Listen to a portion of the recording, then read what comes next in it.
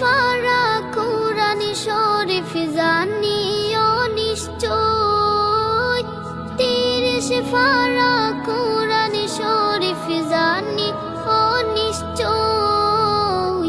কোন জায়গায় কোন হরফ লেখা না জানিলাম তো, আমি জানিলাম না গো।